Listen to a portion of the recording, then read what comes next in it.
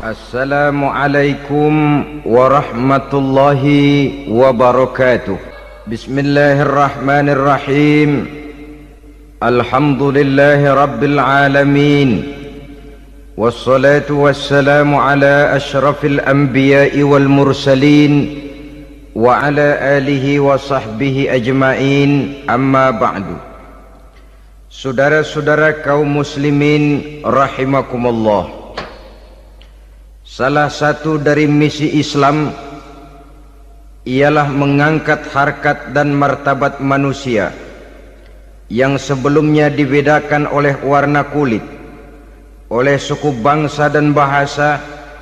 Seluruhnya diikat dengan satu akidah, menghilangkan perbedaan akibat warna kulit, suku, bangsa dan bahasa. Termasuk dalam upaya itu betapa Islam telah mengangkat harkat dan martabat kaum wanita. Maka pada pertemuan kali ini kita akan membicarakan tentang peranan wanita sepanjang pandangan agama. Sebelum Islam datang, nasib perempuan nyaris hanya berputar di segitiga saja: dapur, sumur, kasur. Kasur, sumur, dapur. Seolah-olah wanita terpaut dengan tiga itu tadi. Seolah-olah wanita tidak bisa berbuat lebih banyak daripada itu. Bahkan di tengah masyarakat jahiliyah, bayi perempuan mendatangkan aib sehingga mereka lalu dikubur hidup-hidup. Maka datang Islam dengan tegas mencanangkan satu revolusi yang mengangkat harkat dan martabat kaum wanita. Nabi bersabda, "An-nisa'u imadul bilad, iza saluhat saluhal bilad, wa iza fasadat fasadal bilad." Wanita adalah tiang negara. Jikalau baik wanita, baiklah negara. Jikalau rusak wanita, hancurlah negara. Dalam berbagai ayat Al-Quranul Karim menjelaskan tentang wanita dan peranannya.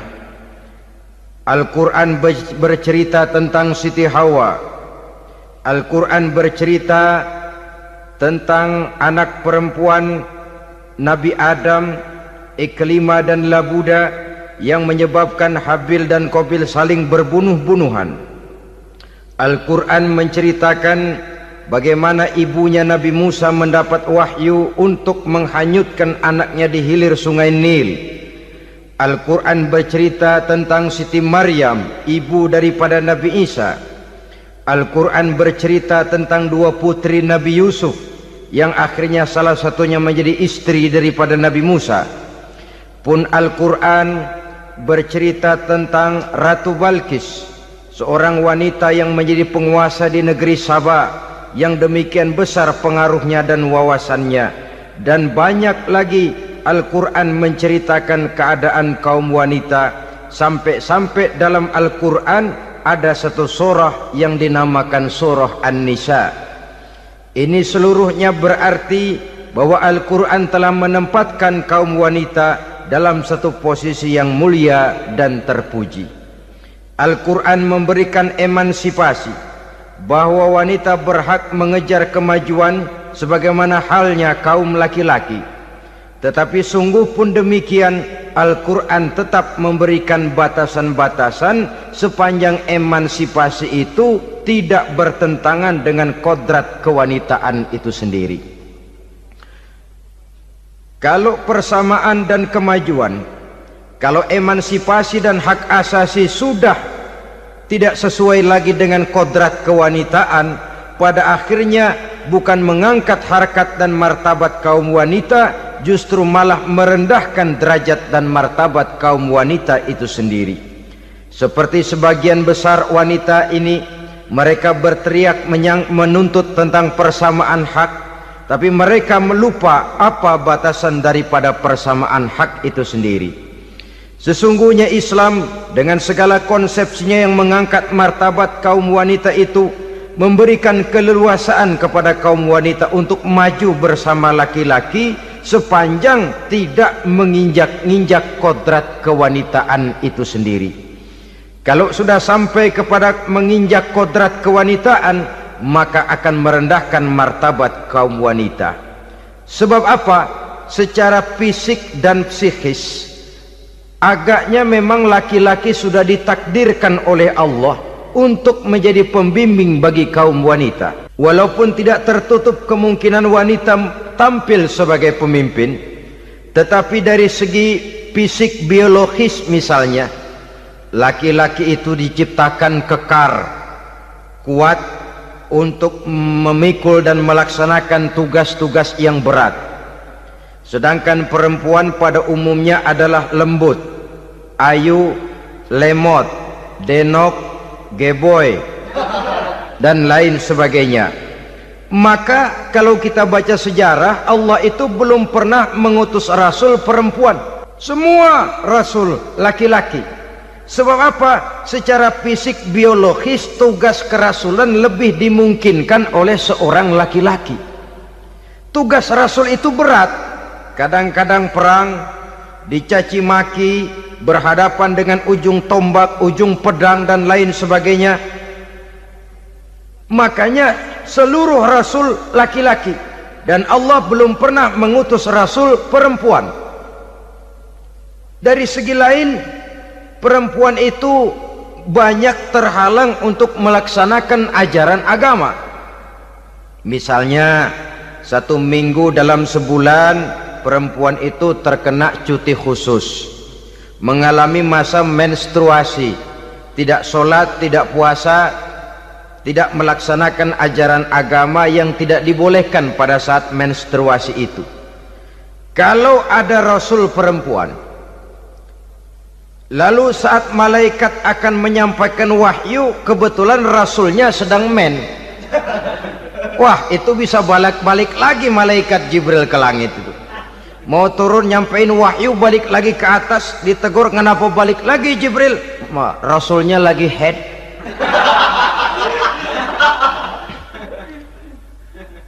Atau pada saat agama dalam bahaya, agama dalam hinaan, agama dalam ancaman, rasulnya perempuan kebetulan sedang hamil besar. Apa lalu perang ditunda? Pengumuman perang ditunda saja sampai rasul melahirkan. Tentu lebih tidak mungkin lagi. Secara fisik biologis laki-laki lebih memungkinkan untuk melaksanakan tugas kerasulan ini. Maka seluruh rasul yang diutus Allah adalah laki-laki. Saudara hadirin yang saya muliakan, sungguh pun demikian, Islam itu mengangkat martabat wanita sedemikian tinggi sebagai tiang negara yang menentukan jatuh dan bangunnya negara, yang ikut mewarnai bahkan menjadi warnanya suatu negara. Walaupun peranannya memang tidak begitu kelihatan, tapi sesungguhnya amat sangat menentukan. Oleh karenanya, secara umum emansipasi yang digariskan oleh Islam, emansipasi yang tidak bertentangan dengan kodrat kewanitaan di berbagai aspek kehidupan. Kalau sekarang emansipasi ini kelihatannya sudah salah pasang, salah kaprah. Bahkan belum lama kita menyaksikan bagaimana ada binaragawati. Di zaman sekarang perempuan sudah mulai angkat besi. Saya mulai mikir, kalau perempuan sudah pada angkat besi, ini sudah tanda suaminya udah deket dibanting-bantingin ini. Tahun-tahun mendatang mungkin akan menyusul perempuan mulai narik beca.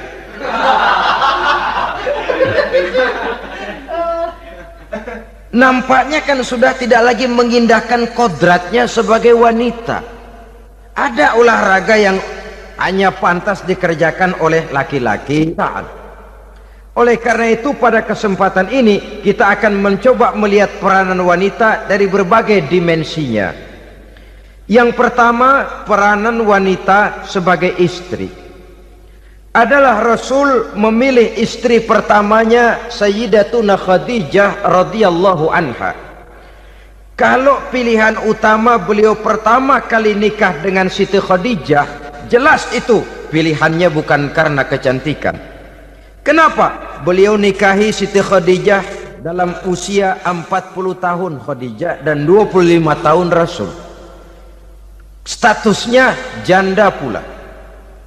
Kalau beliau seorang pemburu kembang, pemburu bunga, kenapa mesti nikah dengan janda berumur 40 tahun? Sedangkan beliau waktu itu masih berumur 25 tahun. Apa sasaran utamanya? Bisa kita lihat nanti setelah beliau diangkat menjadi Rasul. Ternyata Khadijah lebih daripada seorang istri, beliau masuk ke dalam staf Nabi. Orang lain beliau belum beriman, beliau malah beriman lebih dahulu sebagai perempuan pertama yang masuk Islam. Orang lain memusuhi Nabi, beliau malah mengorbankan hartanya untuk membantu perjuangan Nabi. Istri setia semacam ini dengan peranannya sebagai istri yang sedemikian rupa memberikan andil yang sangat besar bagi kesuksesan dan keberhasilan seorang suami. Seorang istri bisa mempengaruhi suaminya. Seorang suami yang jujur, polos, lugu, sederhana bisa jadi koruptor ulung kalau didorong-dorong oleh istrinya. Seorang istri Pak Lurah memang tidak ikut mengatur kelurahan, tapi dia bisa mewarnai suaminya. Seorang istri gubernur memang tidak ikut mengatur provinsi, tapi dia bisa mewarnai suaminya. Sepanjang warnanya positif, tentu sangat baik dan sangat diharapkan. Tetapi kalau warnanya negatif, kiamatlah akibatnya umat ini. Oleh sebab itu, peran pertama dari kaum wanita sesungguhnya adalah sebagai istri yang mendampingi suami untuk mengolah dan melaksanakan tugas-tugas besar. Dari seorang yang paling kecil sampai kepada seorang yang punya jabatan paling tinggi sekalipun, pengaruh dan peranan istri memang sangat menentukan. Saudara hadirin kaum muslimin rahimakumullah, itulah sebabnya Nabi menikah dengan Siti Khadijah. Dan lebih dari itu, sebelum menikah dengan Nabi, Siti Khadijah itu sudah terkenal sebagai pengusaha wanita, business girl kalau bahasa sekarang ini. Bahkan jaringan bisnisnya tidak hanya Mekah saja, tidak hanya antar kota, bahkan sudah antar negara, dari Mekah ke Syam, dari Mekah ke Madinah dan lain sebagainya, yang bahkan kita tahu Rasul pada mulanya pun ikut membantu perdagangannya Siti Khadijah radhiyallahu anha ini. Jadi kalau bercermin dari karier Siti Khadijah, boleh saja wanita bergerak di bidang bisnis, asal memang profesi, bukan karena dengan senjata dan modal kecantikan lalu membujuk dan merayu orang sampai telap sehingga bisnisnya berjalan lancar dengan jalan menjual kecantikannya. Tidak, bergerak di bidang bisnis yang memang profesinya di situ. Tidak ada salahnya. Bisa saja perempuan menjadi bisnis girl seperti yang dicontohkan oleh Siti Khadijah radhiyallahu anha ini. Sebab itu, kontes-kontesan yang hanya bertitik kepada rupa yang ayu saja, rupa yang cantik saja, sesungguhnya bukan hanya tidak bermanfaat, tapi saya pikir juga sangat tidak mendidik. Yang mengajar anak-anak remaja putri kita untuk berlomba-lomba hidup dalam kepalsuan. Alis mata palsu, hidung pesek dimancungin palsu, operasi plastik. Alis matanya dikerik bikin yang palsu, tai lalat lagi bikin yang palsu, gincu bibir dimerahin palsu. Seluruhnya hidup dalam kepalsuan. Akan lebih baik kalau kita ini misalnya mengadakan kontes yang menitik beratkan kepada ketinggian IQ, kecerdasan, kemampuan, skill, keahlian dan kemampuan. Tidak hanya dititik beratkan kepada rupa yang ayu dan cantik semata-mata, sebab di samping manfaatnya diragukan, juga sangat tidak mendidik buat generasi yang akan datang. Terutama ibu-ibu, peran utama wanita sesungguhnya adalah sebagai istri mendampingi suami dalam melaksanakan tugas-tugas besar. Satu hari serombongan ibu-ibu pernah datang menghadap Rasul mengajukan satu resolusi, protes kalau bahasa kita sekarang. Ya Rasul, ada apa bu? Kalau laki-laki sih enak. Enak bagaimana? Iya, kalau orang laki-laki sholat, perempuan sholat. Laki-laki puasa, perempuan puasa. Laki-laki pergi haji, perempuan pergi haji. Laki-laki menuntut ilmu, perempuan bisa menuntut ilmu. Tapi kalau laki-laki pergi jihad, perang membela agama, kami perempuan tidak bisa ikut jihad perang di medan pertempuran. Padahal pahala jihad sangat besar dan kami ingin mendapat pahala jihad. Tidak adil kalau begini ya Rasul, izinkan kami pergi jihad. Ini perempuan di zaman Rasul, kalau ada kebaikan tidak bisa ikut, rasanya rugi bukan main, lalu protes. Apa jawab Rasul? Beliau senyum. Ibu-ibu jangan khawatir, walaupun ibu-ibu tidak maju ke medan perang, ada ibadah yang pahalanya sama dengan pahala jihad itu. Apa ya Rasul? Beliau menjawab, jihadukunna fi baitikunna. Jihadnya ibu-ibu, jihadnya kaum wanita adalah di rumah tangganya sebagai istri. Memasak makanan suaminya, mencuci pakaian istrinya, mengasuh, merawat dan membesarkan anak-anaknya, itu seluruhnya bagian daripada ibadah yang pahalanya tidak kurang dengan pahala jihad. Kenapa? Al-Quran itu memberikan sesuatu sesuai dengan kedudukannya. Kalau perempuan pergi perang jihad membela agama, musuhnya laki semua, kayak apa perangnya? Itu musuhnya bisa nggak mau pakai pedang, perangnya udah gulat aja udah. Sehingga Rasul lalu memberikan satu jalan keluar yang membuat wanita-wanita itu lega. Jihadukunna fi baitikunna. Ibu-ibu sih tidak usah khawatir, jihad ibu adalah di rumah tangga ibu-ibu semua. Sejak bangun tidur sampai tidur kembali, nyaris kaum ibu itu 24 jam pekerjaannya. Sebagai istri, dia melaksanakan jihad di rumah tangganya. Peranan wanita yang pertama adalah sebagai istri, yang walaupun tidak kelihatan dan menonjol seperti halnya laki-laki, tapi sangat mewarnai, bahkan menjadi warna dari tugas apapun yang dihadapi oleh suaminya. Dulu ada seorang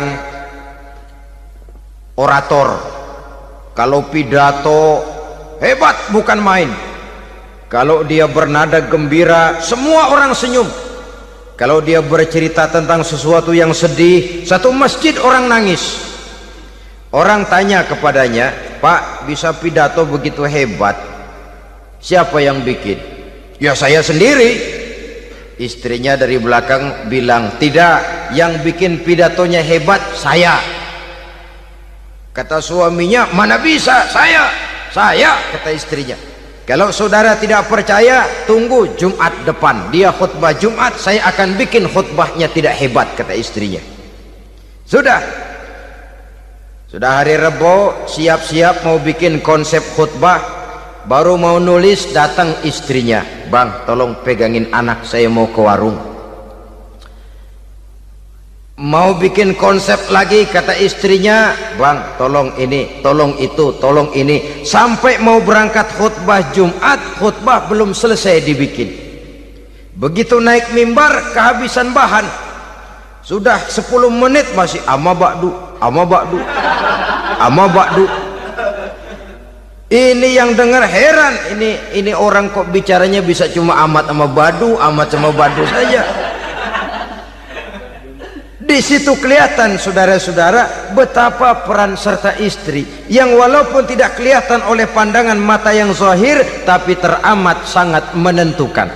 Sekali lagi, tidak ada seorang suami bisa sukses jadi apapun dia tanpa peran serta istrinya di rumah.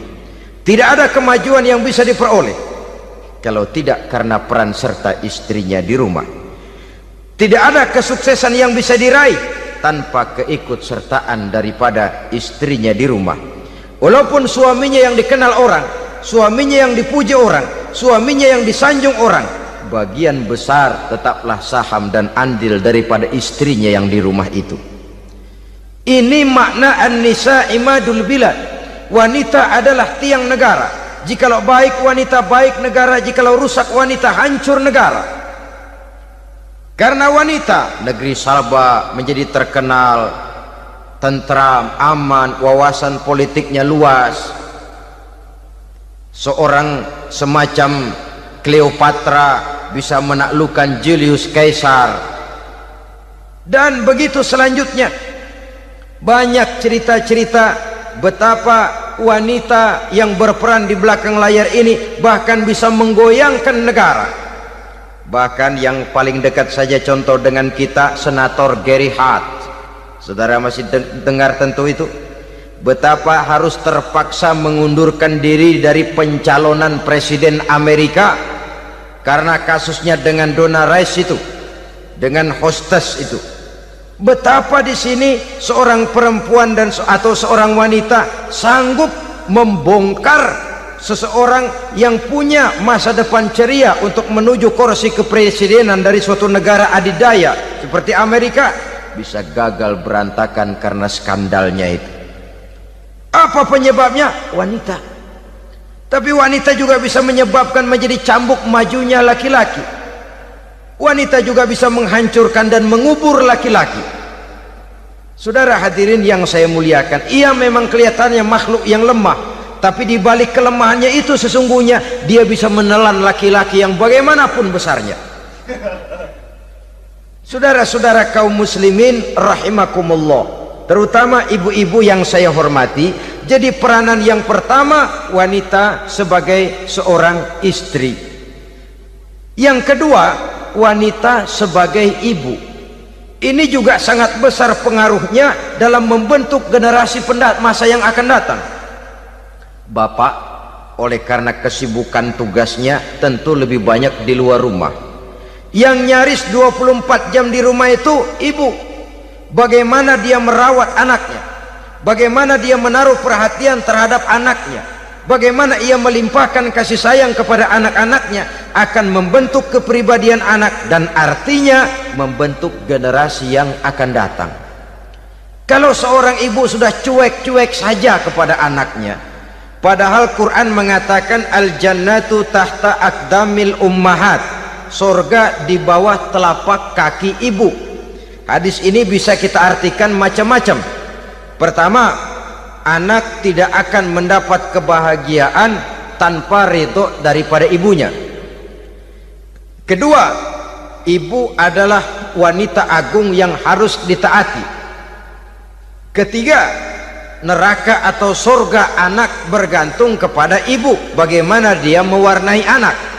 Kalau ibunya cuek-cuek saja sama anaknya, dan sering jadi contoh klasik, kalau anak ayamnya beduk maghrib belum pulang, satu RT dicariin, hansip diundang, kalau perlu dan ramil dilaporin. Tapi kalau anak gadisnya jam 12 tengah malam belum pulang, ibu tenang-tenang saja Pak,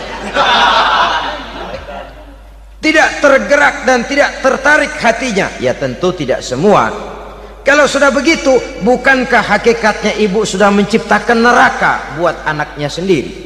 Khalil Gibran dalam satu tamsil yang indah pernah mengatakan, kalau kita diberikan sebutir mutiara, sebutir intan, dan intan itu sebutirnya sebesar telur ayam, benda yang sangat langka dan berharga, tentu kita sayang intan atau mutiara itu.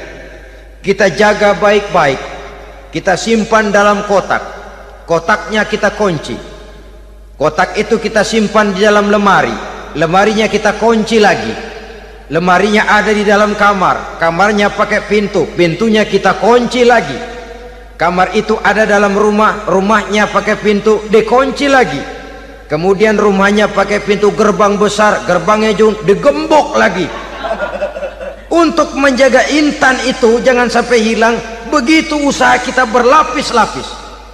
Dan intan itu sudah diberikan kepada kita, kata Khalil Gibran. Apa dia? Anak-anak yang diamanahkan Allah kepada kita. Itu intan-intan mahal itu mutiara-mutiara pilihan yang dititipkan dan diamanahkan untuk kita jaga sebaik-baiknya. Haruskah dia sia-sia di tangan kita? Haruskah dia merana jatuh di tangan ibu yang tidak punya tanggung jawab? Saudara hadirin yang saya muliakan, oleh karenanya peranan sebagai ibu ini sangat menentukan bagi pembentukan generasi yang akan datang. Salah ibu mengarahkan anak, akan lahir generasi mendatang yang tidak kita harapkan.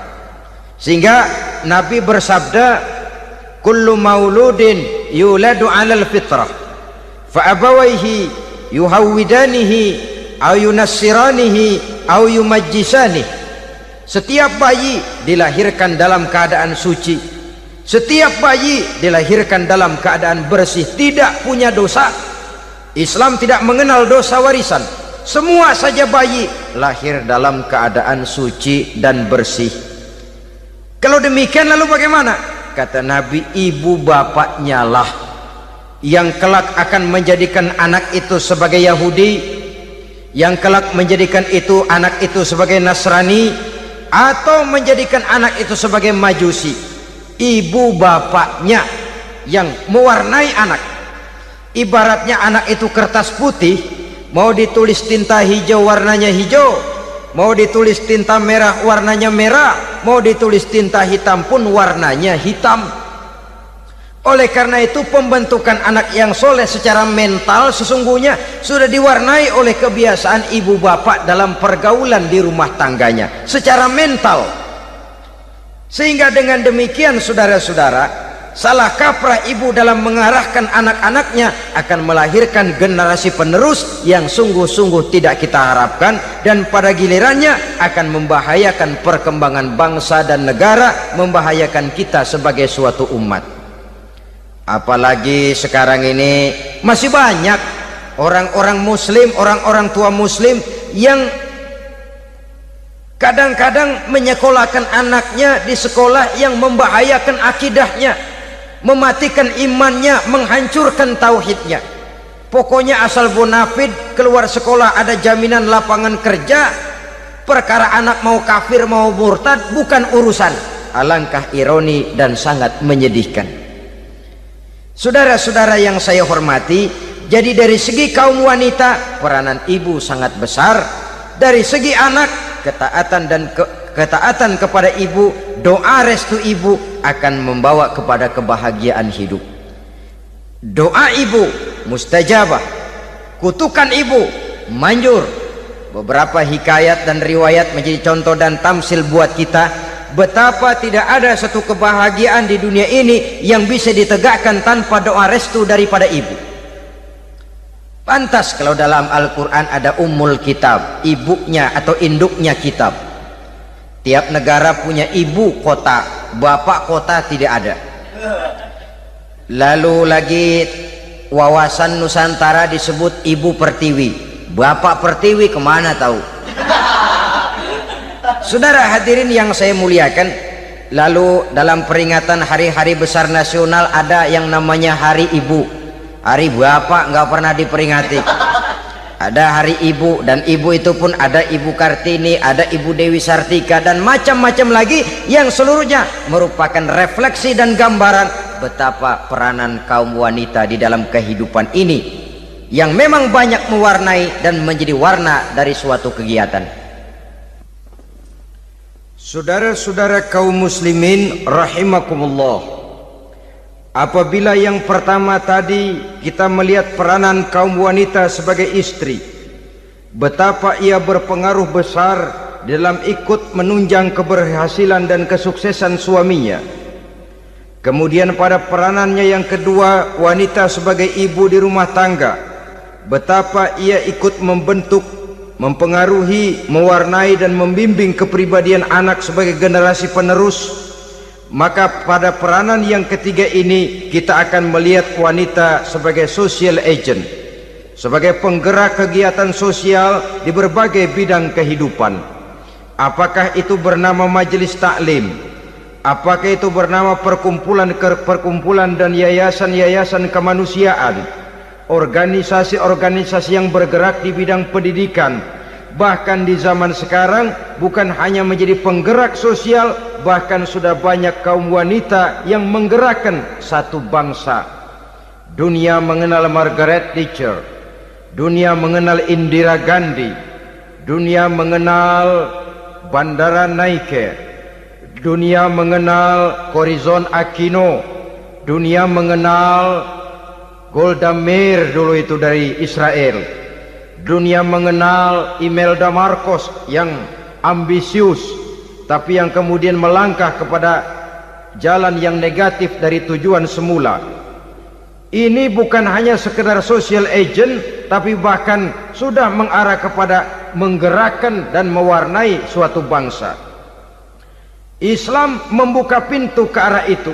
Wanita duduk dan berfungsi sebagai social agent, mengurus berbagai macam perkumpulan yang bertujuan kepada kebajikan, menyantuni yatim piatu, memelihara kesehatan, menyayangi binatang, memelihara kelestarian lingkungan dan lain sebagainya. Islam membukakan pintu sepanjang peranan sebagai istri dan sebagai ibu tidak diabaikan. Ini sebab yang utama. Salah seorang perempuan, kaum wanita, kalau terlalu aktif berorganisasi, terlalu aktif bermasyarakat, terlalu aktif dalam berbagai macam perkumpulan, lalu melupakan tugas utamanya sebagai istri dari suaminya, sebagai ibu dari anak-anaknya. Ibu asik rapat sana rapat sini, anak tidak pernah diajak rapat, akhirnya si anak bikin perkumpulan sendiri, rapat menurut versi mereka, sehingga akibatnya yang timbul anak merasa kurang diperhatikan oleh ibunya. Ngaji bagus, tapi kalau sepanjang hari ngaji saja, suami pulang mau makan tidak ada makanan, mau berganti pakaian belum lagi ditriska pakaiannya, tentu ini melupakan fungsi yang utama. Kegiatan sosial, kegiatan di organisasi adalah jadwal kegiatan setelah fungsi sebagai istri dari suami, sebagai ibu dari anak-anak dilaksanakan dengan sebaik-baiknya. Bukan tidak baik ngaji, kalau dari ngaji ke ngaji saja. Bangun tidur ngaji, jam 7 ngaji, berangkat jam 11, sholat zuhur berangkat ngaji lagi, pulang sore, malam ngaji lagi. Suami tidak terurus, anak-anak pun terbengkalai, rusaklah rumah tangga. Dan bukankah satu bangsa terdiri dari satu tatanan masyarakat, dan tatanan masyarakat yang paling kecil bernama keluarga? Keluarga merupakan unit dari masyarakat, unit yang terkecil, dan keluarga terdiri dari pribadi-pribadi yang merupakan bapak, ibu, dan anak-anak. Sehingga masyarakat bangsa yang baik terdiri dari masyarakat yang baik, masyarakat yang baik tersusun dari keluarga-keluarga yang baik, dan keluarga yang baik akan muncul dari pribadi dan individu yang baik. Pribadi dan individu yang baik yang sadar mana kewajiban yang primer, mana kewajiban yang sekunder. Sebagai social agent, dia lalu mawas diri dengan tetap mempertimbangkan kodrat kewanitaannya itu tadi.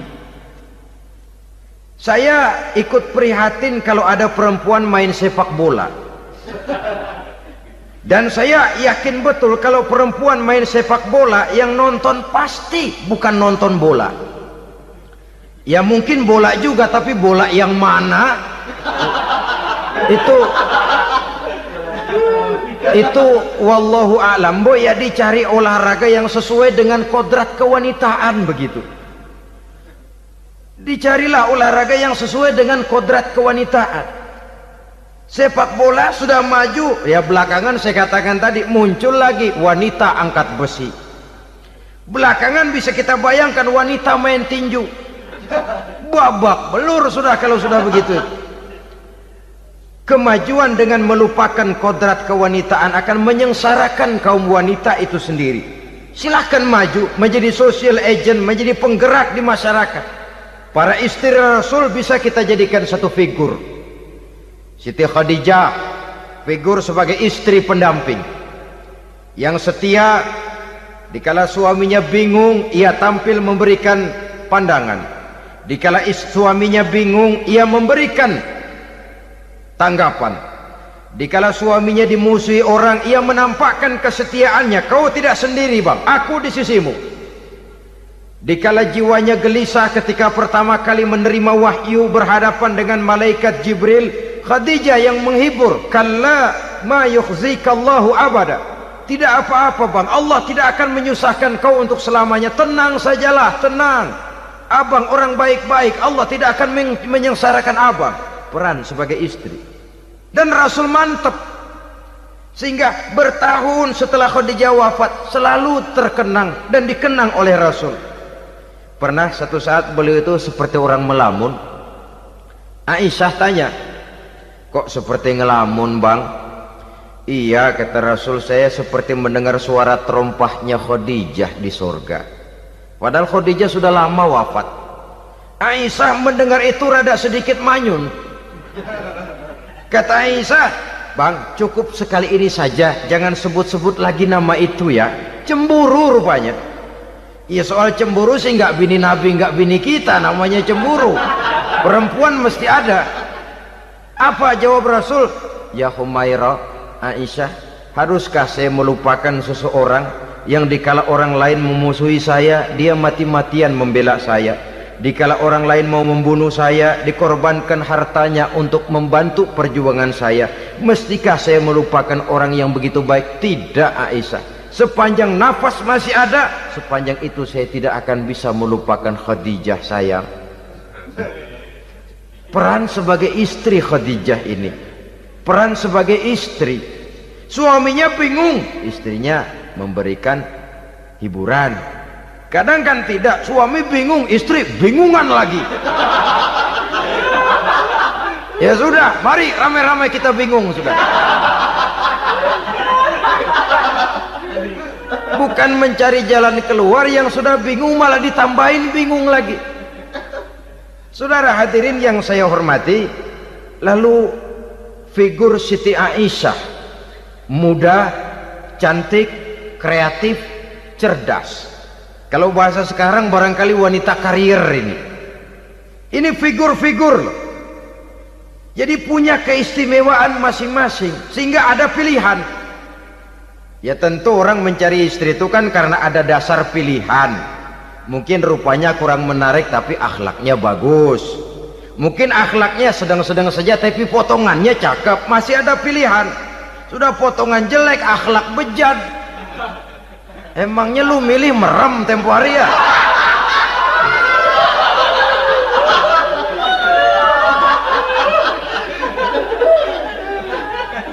Sudah nggak ada pilihan apa-apa.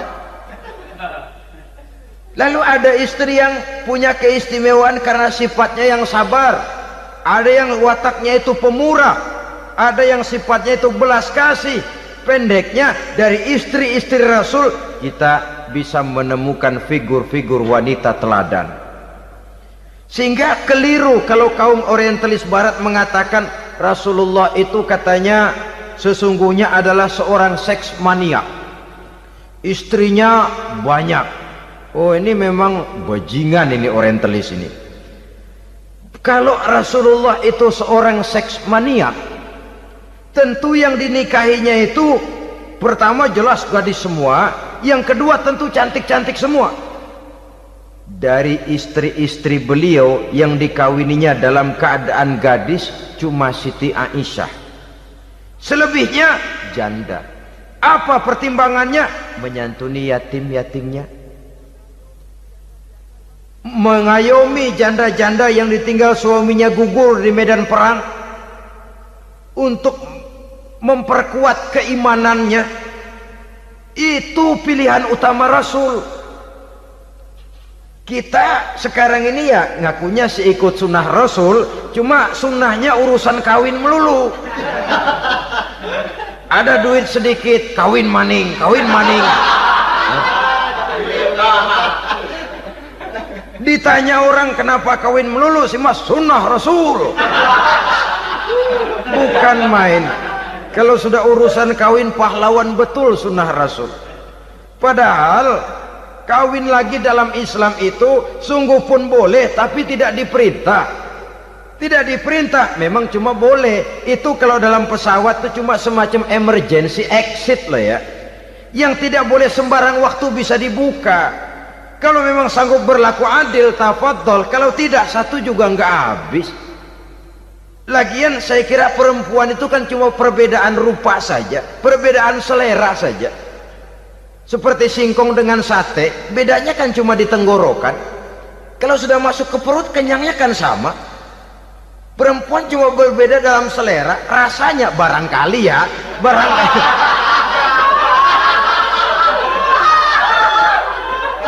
Barangkali tidak jauh beda.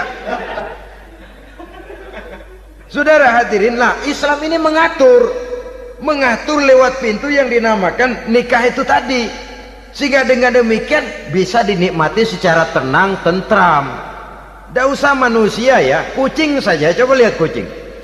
Kalau ikan dia boleh nyolong, kucing itu boleh curi, makannya nggak tenang kucing. Coba lihat ini. Asal dia nyolong ikan, makannya juga mindik-mindik. Matanya nengok kiri, nengok kanan. Ada sedikit gerusak, kabur. Secara nalurinya kucing tahu kalau ini ikan curian, makannya nggak tenang dia. Tapi kalau ikan kita kasih, kucing anteng, geledek juga nyamber, manteng aja dia. Nalurinya mengatakan ini ikan dikasih sama yang punya, tenang dia. Saudara hadirin yang saya hormati, orang juga gitu. Kalau hubungan suami istrinya sudah sah, diikat dengan akad nikah, tenang, anteng, nggak gerasak gerusuk, nggak kayak diubur-ubur maling. Anteng aja, dan yang ngintip juga buat cuek aja udah. Biarin aja dia ngintip, capek sendirilah.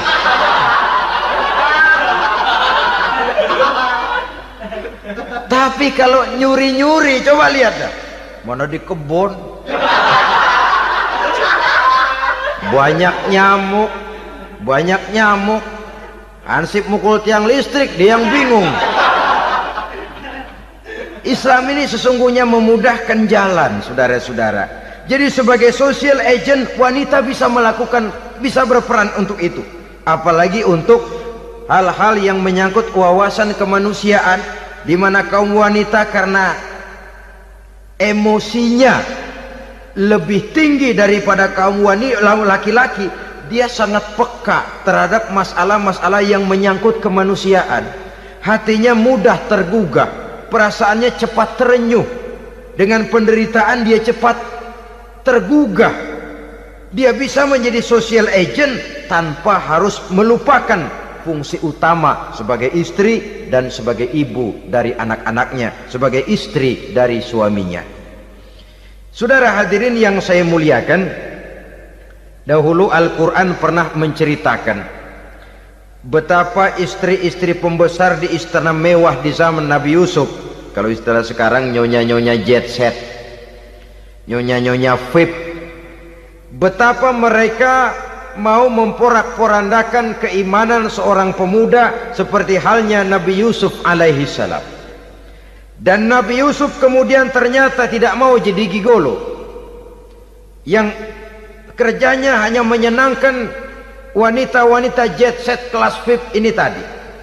Sesungguhnya ini cuma satu simbol yang kejadiannya bisa saja terjadi pada zaman modern dalam versi dan kondisi yang berbeda. Namun bagaimanapun juga, wanita dengan peranannya sebagai social agent, sebagai penggerak masyarakat, sangat besar pengaruhnya dalam ikut mewarnai perkembangan suatu negara.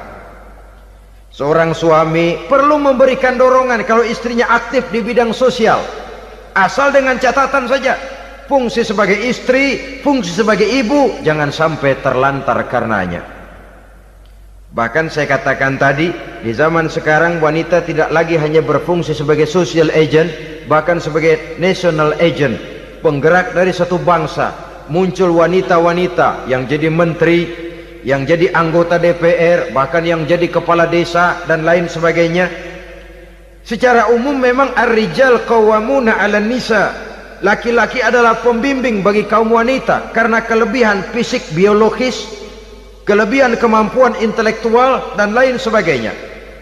Namun wanita pun boleh saja menjadi social agent sepanjang catatan yang saya sampaikan tadi. Jangan sampai melupakan kodrat kewanitaan, jangan sampai mengalahkan fungsi sebagai istri dari suaminya, sebagai ibu daripada anak-anaknya. Nah, kemudian fungsi yang keempat di bidang ilmu pengetahuan. Islam memberikan kesempatan yang sama kepada kaum wanita. Thalabul ilmi faridatun ala kulli muslimin wa muslimatin. Menuntut ilmu itu wajib hukumnya bagi orang Islam, baik laki-laki maupun perempuan. Sampai dibentuk kalimat pengecuali khusus ini, muslimin wa muslimatin, bagi muslim laki-laki, bagi muslim perempuan. Dan alhamdulillah, kalau dulu di zaman Raden Ajeng Kartini, nasib perempuan berada di balik pintu yang digembok rapat-rapat. Siklusnya berputar cuma sumur, dapur, kasur, kasur, sumur, dapur, dapur, sumur, kasur. Melingkar di situ satu saja peranan kaum wanita. Memberontak jiwa Raden Ajeng Kartini, menuntut persamaan bahwa wanita berhak maju sama dengan laki-laki. Entah Islam sejak 14 abad yang lalu sudah mencanangkan ini, menuntut ilmu wajib bagi laki-laki dan perempuan beragama Islam. Orang Islam baik dia laki-laki, baik dia perempuan, wajib menuntut ilmu. Ilmu dalam artian umum, tidak hanya sekedar fikih tauhidnya, ya di bidang kedokteran, di bidang teknik, di bidang hukum dan lain sebagainya. Ini yang perlu dibanggakan. Kalau perlu, ini yang perlu diadakan kontes. Kontes IQ, wanita yang paling berprestasi di bidang ilmiah, wanita yang punya prestasi di bidang menjaga kelestarian lingkungan hidup, wanita yang punya prestasi menggerakkan sosial, menyantuni yatim piatu, memelihara kesehatan. Adakan kontes macam itu untuk mendorong. Ini enggak, kalau kontes yang diukur betis, bibir, pinggul, payudara, lubang hidung, ukur sekalian kita. Apa manfaatnya dan apa unsur pendidikan yang ada di dalamnya? Tidak menguntungkan, tidak mendidik, dan tidak membawa manfaat. Kecuali lalu yang timbul pola hidup konsumen, pola hidup konsumer, pola hidup yang material, pola hidup yang wah, pola hidup yang gemerlapan. Ya, kalau oleh anak-anak muda yang terjangkau. Kalau tidak, dia hanyut ditelan mimpinya.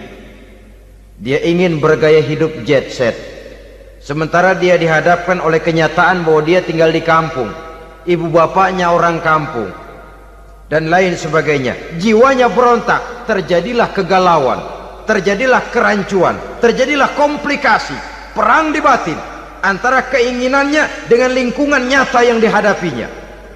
Dan kalau sudah ada gejala semacam itu, penyakit-penyakit kejiwaan akan mudah muncul. Ini gejala terutama buat orang-orang yang tinggal di daerah transisi. Kota besar bukan, kampung banget juga enggak, daerah cekak. Akibatnya gayanya ya sering gaya enggak karu-karuan, gaya kepalang tanggung jadinya. Saudara hadirin yang saya muliakan, akhirnya apa? Santri tapi lagunya kayak koboi. Koboi tapi sesungguhnya santri. Saudara hadirin yang saya hormati, dengan demikian maka di bidang ilmu pengetahuan wanita mempunyai peranan yang sangat besar. Dia bisa tampil dengan karya-karya ilmiahnya yang membawa manfaat bagi perkembangan agama, bangsa dan negaranya. Majulah kaum wanita dengan ilmu pengetahuan, tuntutlah ilmu seluas-luasnya. Kita hidup di satu negara yang merdeka, kita beragama yang memberikan satu keyakinan bahwa menuntut ilmu merupakan kewajiban, bahwa peranan wanita tidak hanya di belakang dapur, lain sebagainya, yang seluruhnya terpantul dari dinamika kehidupan kaum wanita. Saudara-saudara kaum muslimin rahimakumullah. Kemudian yang kelima, peranan wanita dalam bidang agama. Kita bersyukur sekarang ini gejalanya dimanapun pengajian, biasanya lebih ramai pengajian ibu-ibu dari bapak-bapak. Peringatan hari-hari besar keagamaan, biasanya lebih ramai ibu-ibu daripada bapak-bapak. Pengajian ibu lebih ramai, padahal kalau bicara sibuk, lebih sibuk ibu daripada bapak misalnya. Kalau sudah pengajian bapak-bapak, biasanya pengajiannya ramai cuma 3 giliran itu. Pembukaan, maulid, penutupan. Kalau sudah yang rutin pengajian tiap minggu, 3 pojok yang ngaji. Yang atu nguap, yang atu pules, yang atu ngiler. Saudara hadirin yang saya muliakan, ada badan kontak majelis taklim yang merupakan wadah daripada kegiatan ibu-ibu. Ada Ittihadul Muballighat, Persatuan Muballighat, ada Persatuan Para Asatizah, dan macam-macam lagi peranan ibu-ibu di dalam kehidupan beragama. Tapi sesungguhnya harus dimulai dari bagaimana si ibu mewariskan jiwa agama kepada anak-anaknya di rumah tangganya. Kalau itu gagal, dia mau melangkah ke masyarakat, dia sudah gagal sejak awal sesungguhnya. Keberhasilannya dia menata masyarakat akan mengakibatkan dia nanti bernasib seperti Nabi Nuh. Berhasil mengajak beberapa orang kafir mengikuti ajarannya, tapi gagal mengislamkan putranya sendiri Kan'an. Bukan tidak berusaha, tapi memang Allah sudah menghendakinya sedemikian untuk menjadi contoh buat kita semua. Yang penting orang tua berusaha dan berikhtiar. Kalau sudah berusaha dan berikhtiar, anak ternyata memang sulit diurus, barangkali memang fotokopinya Kan'an tuh anak. Ya orang tua kalau sudah berusaha, ya tawakallah. Jangan belum berusaha lalu berkata, jangan anak kita, anak Nabi aja ada yang bengal. Ngajar tidak mau, mengajar anak tidak mau, mendidik anak tidak mau, lalu mencontoh Nabi, salah kaprah namanya.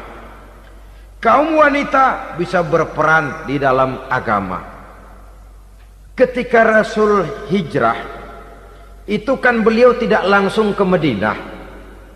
Dari Mekah itu beliau mengambil jalan arah ke kiri menuju Gua Sur. Ini dalam strategi militer punya makna sendiri. Jenderal yang ulung, ahli strategi militer ini. Di Gua Sur sana beliau tinggal 2 hari 3 malam. Siapa yang membawa makanan ke Gua Sur? Siapa yang menjadi kurir untuk mengintai kegiatan-kegiatan Quraisy setelah Nabi berangkat hijrah? Asma, putri Abu Bakar Siddiq radhiyallahu anhu. Jadi kurir, jadi spion, membawa makanan untuk Rasul dan ayahnya di Gua Sur. Ini peranan wanita. Di tengah bahaya, di tengah keadaan posisi terjepit, Rasul di dalam gua, diamatinya keadaan Quraisy, dilaporkannya kepada Rasul. Jasa seorang wanita bernama Asma, putri dari Abu Bakar Siddiq radhiyallahu anhu. Rabi'atul Adawiyah, seorang sayyidah sufiyah, ahli tasawuf yang terkenal dengan ajaran cintanya kepada Tuhan. Dia bisa menjadi tokoh wanita dalam gerakan sufi oleh karena kegiatannya di bidang agama, dalam arti mujahadahnya kepada Allah Subhanahu wa ta'ala. Dia korbankan bagian besar daripada hidupnya untuk mengabdi kepada Allah. Setelah suaminya meninggal, seumur hidup dia tidak pernah nikah lagi. Bukan tidak cantik, cantik. Bukan tidak ada yang mau, banyak yang meminang. Bahkan diantaranya termasuk Sufyan Tsauri, seorang tokoh juga, pernah mencoba meminang beliau. Kata Sufyan, Rabi'ah, bagaimana? Kamu kan janda? Iya. Lalu, lah saya kan duda. Jadi bagaimana? Daripada kita masing-masing sendiri-sendiri kan lebih baik kita join. Maksud kamu apa? Saya mau meminang kamu. Boleh? Tapi mas kawinnya saya minta engkau jawab 4 pertanyaan saya. Kalau bisa, diri saya seutuhnya saya berikan kepada kamu. Kalau tidak, tidak usah saja. In ajabtani fi arba'i masail fa ana laka. Kalau engkau sanggup menjawab 4 pertanyaan saya, seluruh diri saya bulat-bulat saya serahkan kepada kamu. Yang pertama, Sufyan, semua orang kan bakalan mati. Iya. Ya soal mati sih sama, mati. Cuma hakikat mati kan lain-lain. Ada yang matinya itu husnul khatimah, mati baik di akhirnya. Lagi ngaji, mati. Lagi baca Quran, mati. Lagi sholat, mati. Lagi dengar ceramah, mati. Lagi sodakoh, mati. Itu mati-mati yang su'ul khatimah. Ada yang mati itu mati yang husnul khatimah, maksud saya. Ada mati itu yang disebut su'ul khatimah, jelek di penghujungnya. Lagi nyekek botol, mampus. Lagi banting kartu, plak plak, habis. Lagi makan riba, mati. Lagi zina, mati. Lagi nipu, mati. Kira-kira kalau saya nanti mati, su'ul khatimah apa husnul khatimah? Loh, saya nggak tahu, kamu mati saja belum. Tidak bisa kamu jawab, tidak bisa. Yang kedua, setelah mati kita masuk ke alam kubur. Di kubur kita akan dapat nikmat kubur atau azab kubur. Hari itu kira-kira saya dapat nikmat apa dapat azab? Saya tidak tahu. Di padang mahsyar setelah ditimbang kita dapat kitab di tangan kanan kalau baik, di tangan kiri atau dari belakang kalau jahat. Hari itu saya dapat kitab di tangan kiri apa tangan kanan? Saya nggak tahu. Yang keempat, orang akan lewat di atas sirat. Yang selamat sampai surga, yang celaka sampai ke neraka. Kira-kira saya yang selamat apa yang celaka? Wah, kata Sofyan, gua nggak tahu, udah butak dah lempangan itu deh. Kalau kau tidak tahu, Sofyan, tidak bisa jawab 4 pertanyaan ini, maaf saja, lamaranmu saya tolak dan saya tidak akan nikah. Ini yang saya khawatir. Maka dia terkenal sebagai Sayyidah Sufiyah, tokoh wanita dalam dunia sufi. Dan artinya wanita bisa berperan banyak dalam bidang agama, sebagai pengasuh majelis taklim, sebagai pengasuh yatim piatu, sebagai gerakan-gerakan keagamaan yang positif dan lain sebagainya. Ini dimungkinkan karena Islam menunjang harkat dan martabat kaum wanita. Maka majulah kaum wanita Islam Indonesia dengan tetap menjaga kodrat kewanitaannya. Inilah yang kita sampaikan pada kesempatan ini. Terima kasih atas segala perhatian, mohon maaf atas segala kekurangan. Wassalamualaikum warahmatullahi wabarakatuh.